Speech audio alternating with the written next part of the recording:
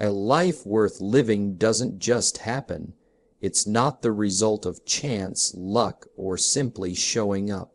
It's the result of clarity, a wealth, out picture of the future that pulls you forward with purpose and direction. If your days feel empty or your efforts feel scattered, it's likely because the vision isn't clear enough yet. You haven't taken the time to ask yourself, what am I really building? Without vision, even hard work can lead you in circles. With vision, even small steps move mountains. You see, life has a way of giving you what you tolerate, not what you desire. You have to be intentional. You have to pause and define what success looks like for you, not your neighbor, not your cousin, not your coworker. For you, what kind of life would make you proud to live it? What kind of experiences would give your days depth and meaning? What kind of person do you want to become? Not just what kind of lifestyle do you want to live? The mistake most people make is they react their way through life.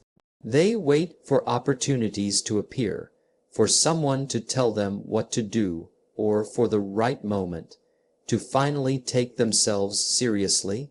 That's not design, that's drifting, and drifting is dangerous because it can feel like movement, but it doesn't take you anywhere that matters. When you design your life, you take the wheel, you pick the destination. You don't just run fast, you run in the right direction. Vision is more than goal setting. Goals are wonderful, but they live in lists.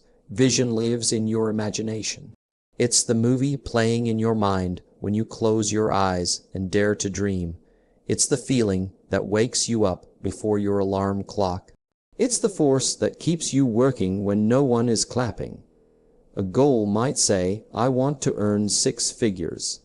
But vision says, I want to be a person of value, influence, and integrity who leads my family well, serves my community, and builds a legacy that outlives me.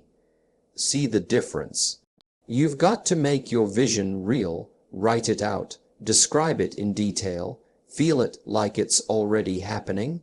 Where are you living? What kind of people are around you? How do you spend your mornings? What kind of problems are you solving? The clearer it becomes in your mind, the more likely it becomes in your life. A vague vision produces vague results.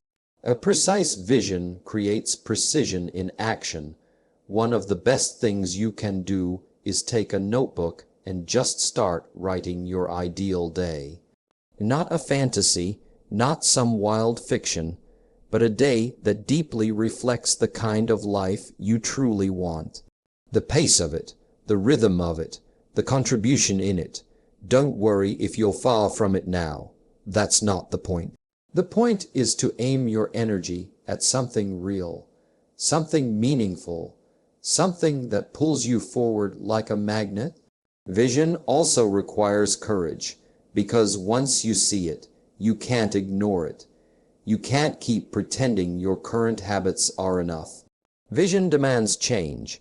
It demands new disciplines, new thinking, new associations. It pushes you to ask, what do I need to let go of to make room for this future? And that's not easy.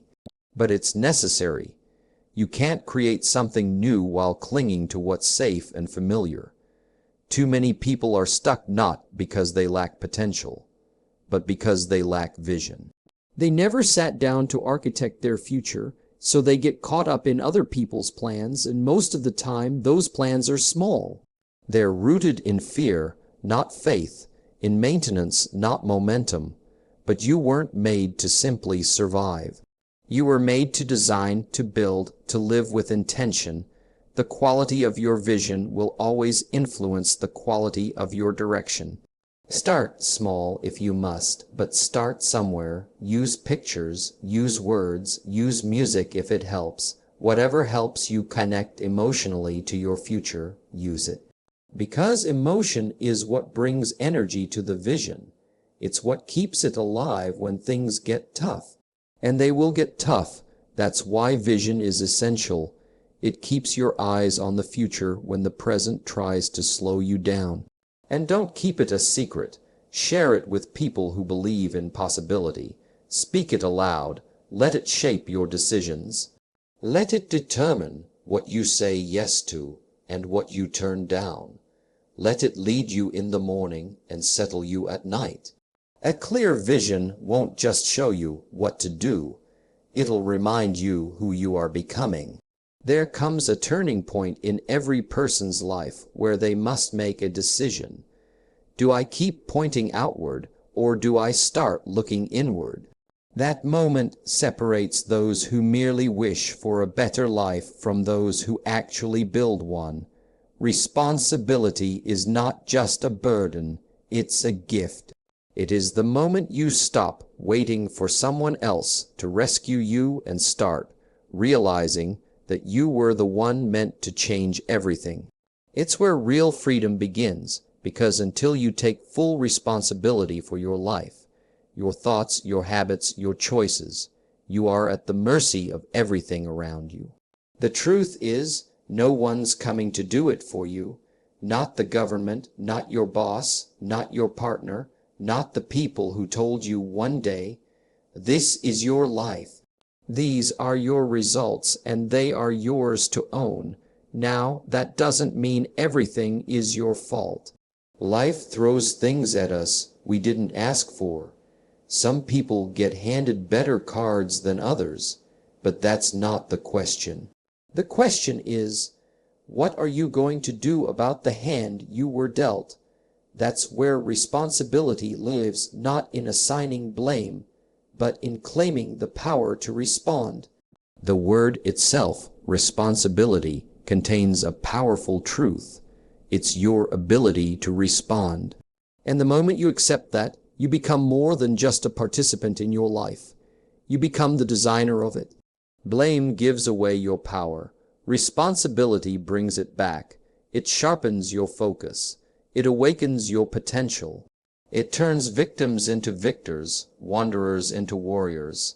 When you start taking full responsibility, everything changes. You stop making excuses for your behavior.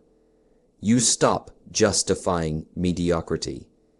You stop relying on motivation alone and start relying on commitment. Responsibility breeds clarity.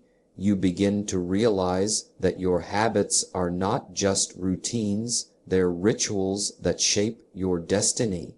You see that your time is not just something to pass, it's something to invest.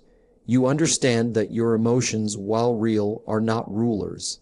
You learn that you have the authority to redirect them when they are pulling you away from your values. It's a shift in mindset. Most people are reactive. They let life happen to them. But when you take responsibility, you become proactive. You don't just let days pass, you use them. You don't just hope things get better. You make better things. You stop saying, "I don't have time," and start saying, "I haven't made it a priority."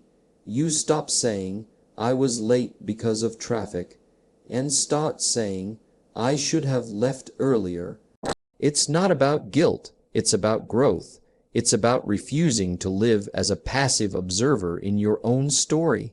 Responsibility also means refusing to be defined by your past. You may have made mistakes. You may have regrets. But those things don't get the final word unless you keep repeating them. Taking responsibility for your future means you're willing to forgive yourself for your yesterdays and commit to doing better today. It's not about being perfect. It's about being honest. Brutally honest if you have to be, because clarity comes after honesty, and progress comes after clarity. You see, the person who refuses responsibility spends their life in frustration. They wonder why things never change. They blame the system, the weather, the people around them. But the one who embraces responsibility learns to ask better questions. Not, "Why is this happening to me?" but "What can I learn from this?"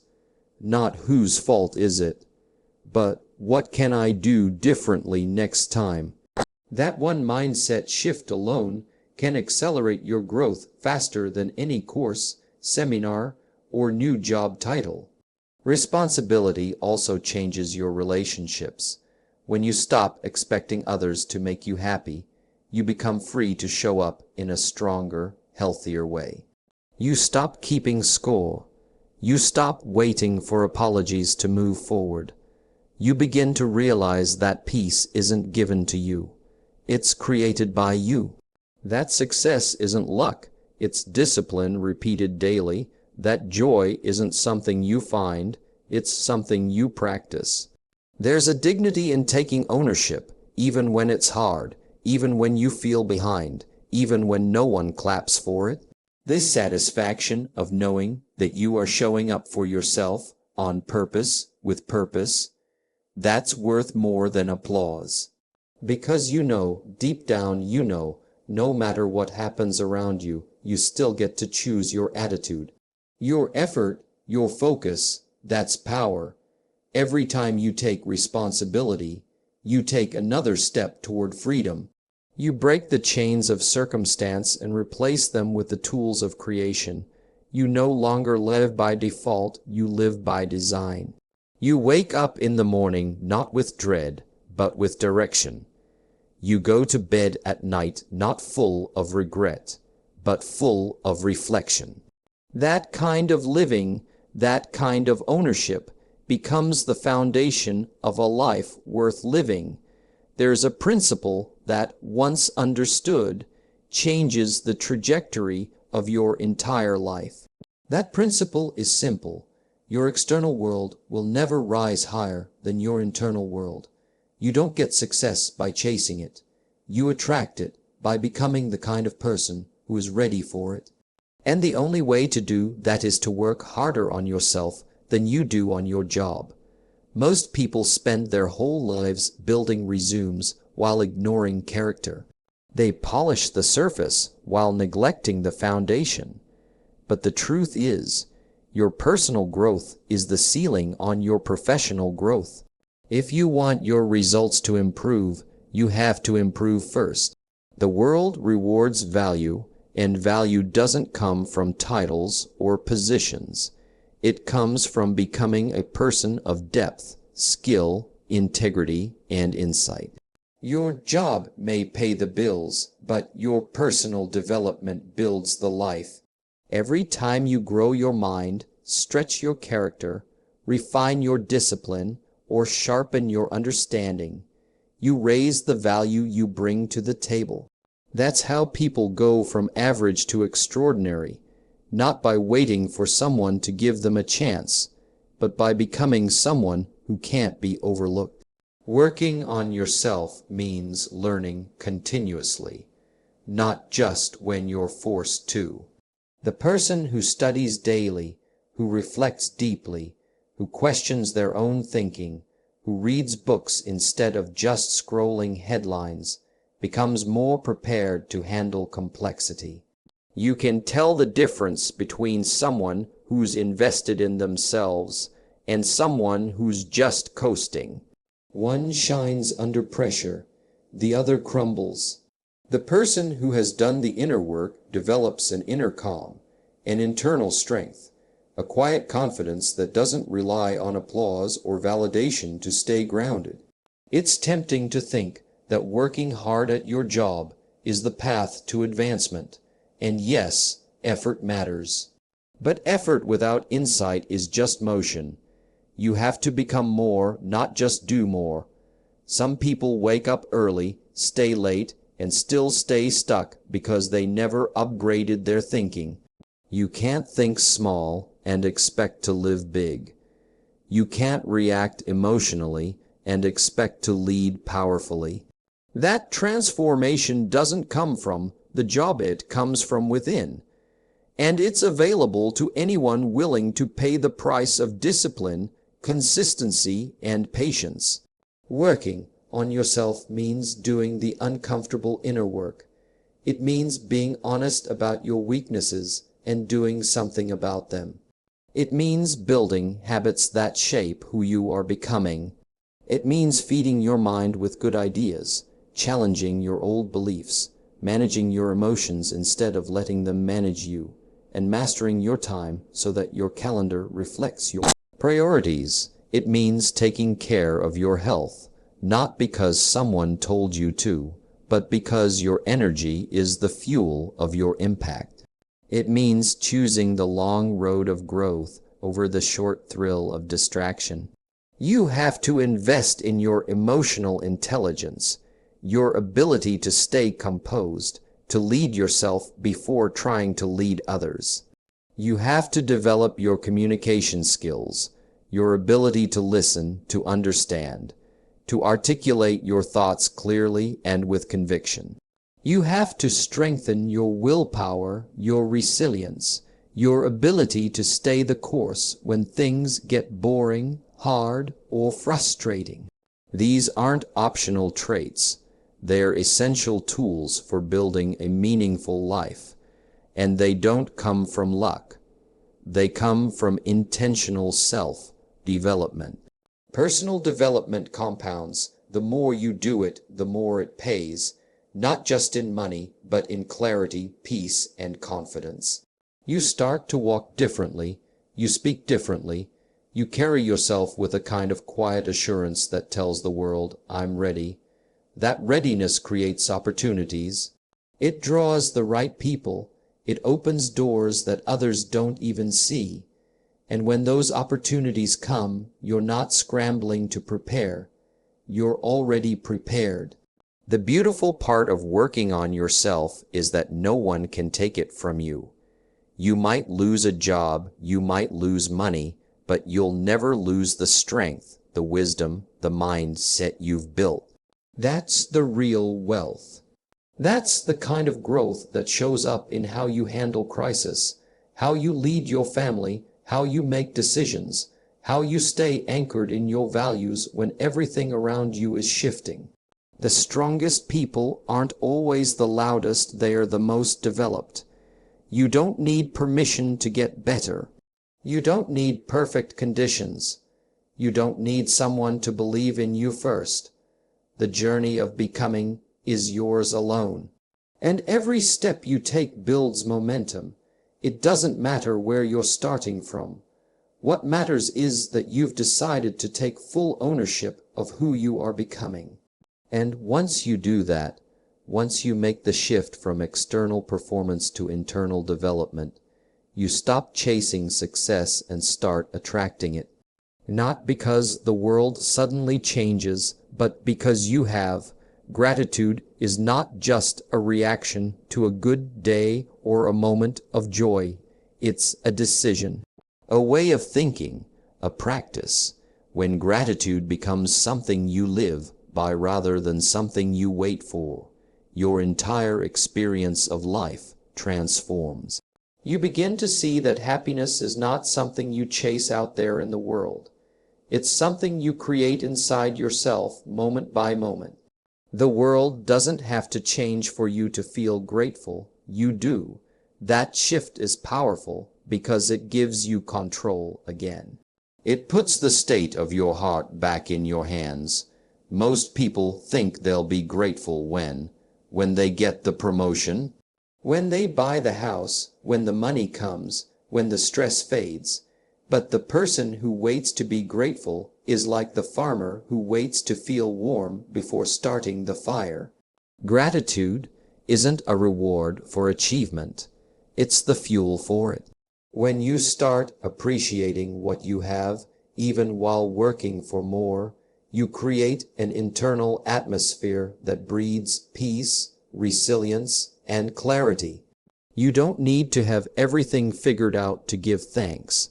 In fact, sometimes gratitude is what allows you to keep going while nothing is figured out at all. There's something incredibly grounding about pausing long enough to reflect on what's working. It may not be perfect, but something is working. The breath in your lungs, the strength in your body, the chance to try again. Gratitude brings your focus to the present and lifts your perspective out of complaint and comparison. And once you shift your focus, your energy shifts with it. You find yourself less consumed by what you lack and more aware of what you've been given. And that awareness changes how you show up. Living with intentional gratitude doesn't mean ignoring reality. It doesn't mean pretending everything is fine when it isn't. It means that even when things are difficult, you choose to see that difficulty through a lens of growth, not bitterness. It means that even when progress is slow, you honor the process. That even when life disappoints you, you refuse to let your heart become hardened. Gratitude softens you. It keeps you teachable, humble, open. It keeps you from becoming entitled or resentful. And those qualities, if left unchecked, can rob you of joy even in the midst of success. When you practice gratitude daily, it starts to change your patterns. You speak differently, you listen differently, you treat people differently. You become more present, more patient, more generous. It's hard to be short-tempered when you've been counting your blessings all morning. It's hard to be negative when you've made a habit of noticing small miracles. And make no mistake, miracles aren't always loud. Sometimes they show up as quiet mornings, kind words, unexpected encouragement, or a simple moment of peace in the middle of chaos. The grateful person learns how to spot those miracles before they disappear. Gratitude is also a discipline. There will be days when it doesn't come naturally, days when frustration screams louder than joy, days when disappointment clouds everything. That's when you double down. That's when you choose, even if your emotions don't agree with you. Because gratitude, when practiced consistently, has the power to change even your hardest seasons. It may not erase the problem, but it can give you the strength to face it with hope instead of fear. It reminds you that all is not lost, that you've survived before, and that progress is still possible. It's also important to understand that gratitude doesn't make you passive. It doesn't mean you stop striving or pushing forward. It means you do it with a full heart instead of a frustrated one. You're still ambitious, but you're not anxious. You're still moving forward, but you're not desperate. You can be both hungry for more and deeply thankful for what is. That balance creates inner harmony. And when you operate from a place of harmony, your decisions are wiser, your relationships are richer, and your energy is sustainable. Gratitude makes you magnetic. People are drawn to someone who lives with appreciation because it's rare. So many live in a constant state of dissatisfaction, never celebrating wins, never pausing to acknowledge beauty. But when you become someone who is quick to thank, quick to notice, quick to honor, you stand out. You lead differently. You love differently. You live differently. A grateful person also becomes more resilient. Because when you live with appreciation, your focus is not just on the problem. It's also on your progress. And that perspective gives you the fuel to keep going. You begin to realize how far you've come, even if you're not where you want to be yet. You recognize the people who helped you, the lessons you've learned, and the strength you've gained along the way. That creates emotional stability. It gives you a strong center to return to when life gets loud.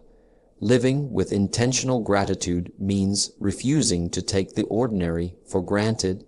It means turning routines into rituals.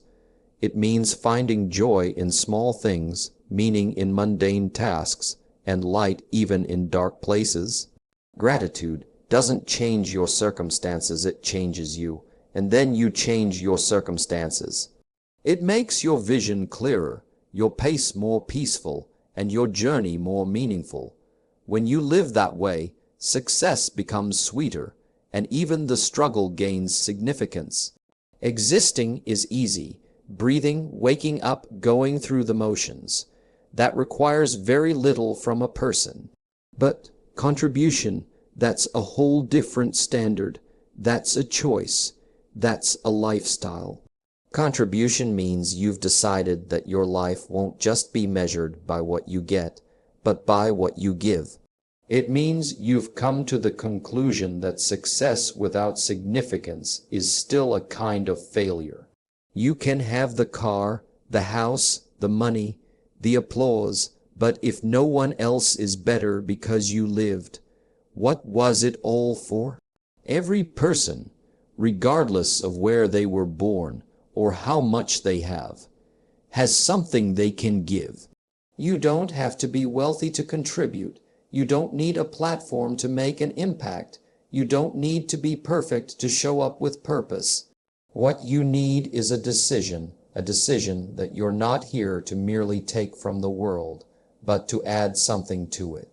Some people live their whole lives trying to be remembered for what they accomplished, but the people who are never forgotten are the ones who lifted others along the way. Contribution can take many forms. Sometimes it's a word spoken at the right time. Sometimes it's an act of service. Sometimes it's sharing what you've learned from the pain you've been through. It doesn't always show up as charity or grand gestures. Sometimes contribution is simply being fully present with someone who feels invisible. Sometimes it's doing your job with excellence so that others are inspired to raise their own standards.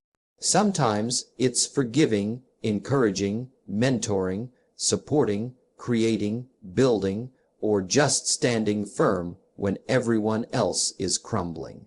But in all its forms, contribution creates value, and value multiplies. One of the most fulfilling things a person can experience is the knowledge that they made a difference. That they didn't just use up oxygen and chase goals for their own benefit, but that their presence actually lifted the room, the family, the community. There's a quiet strength in knowing that your time on earth was not wasted in trivial things. That you didn't spend your whole life climbing a ladder only to realize it was leaning against the wrong wall. That somewhere someone is stronger, wiser, more hopeful, more confident, because you were willing to live beyond yourself. But contribution isn't always convenient. Sometimes it feels like no one notices. Sometimes it costs time, energy, and patience. Sometimes it requires you to stretch beyond what feels comfortable, but that's what makes it meaningful. The best contributions often go unrecognized by the world, but echo through the lives of the people they touched. You may never know the full impact of your actions, but that doesn't mean they weren't significant. In fact, some of the greatest shifts in humanity started with small, unseen acts of service and courage. Contribution doesn't mean you have to fix everything. You're not responsible for saving the world. You're responsible for showing up where you are with what you have and doing what you can. You can't help everyone, but you can help someone. And when enough people help someone, the ripple becomes a wave. That's how change happens, not through grand announcements, but through quiet consistency, through people who refuse to let cynicism keep them silent, through people who know that their influence doesn't come from position, but from intention. Living a life of contribution also keeps your spirit alive. It gives your efforts meaning beyond personal gain. It turns work into service, success into legacy, and skill into blessing. It gives you a reason to endure the hard seasons because you understand it's not just about you. You begin to realize that your life is part of a bigger picture, that your story might be the key to unlocking someone else's prison. that your voice might be the encouragement someone else needs to keep going. It also brings clarity. When you live for contribution, your decisions become easier. You stop chasing every shiny thing and instead ask, does this help me help others better? You choose alignment over applause. You choose impact over image. You choose depth over distraction. And in doing so, you find a deeper kind of fulfillment, one that doesn't come from what you accumulate, but from what you activate in others. There's something sacred about being a contributor. It turns ordinary people into leaders, ordinary work into a calling, and ordinary moments into divine appointments. The person who lives to contribute is never truly poor, because they are always rich in purpose, and purpose is the ultimate wealth. It brings joy even in pain, strength even in struggle, and peace even in pressure. It makes the journey worth it, even when the rewards take time to show up. It gives your life a weight, a substance, a reason beyond survival. Contributors are builders. They build bridges, build people, build futures. They may not always have the loudest voices, but their actions speak louder than any speech ever could. They plant seeds they may never see grow, but they plant them anyway, because they know that real success is not measured by how high you climb, but by how many people you lift as you rise. And when you've lived that way, when you've poured out what you had, when you've given your best to the world around you, you don't need statues or titles. You've already lived a life that matters. A life worth living is never the result of accident or luck. It's the product of deliberate design. It begins with a clear vision, where you dare to see beyond your current circumstances and imagine the future you were meant to live. It takes root in personal responsibility, the quiet but powerful decision to stop waiting for change and start becoming the change. It grows through daily work on yourself, shaping your habits, your mindset, and your character until you are no longer just chasing success. You are embodying it. It's nurtured by intentional gratitude, the practice of seeing value in the present moment and building from a place of contentment rather than lack. And finally, it comes to life fully when you shift from existing to contributing, when your success becomes significance, and your life becomes a gift to others. This is the foundation of a life that matters not just to you, but to everyone who crosses your path.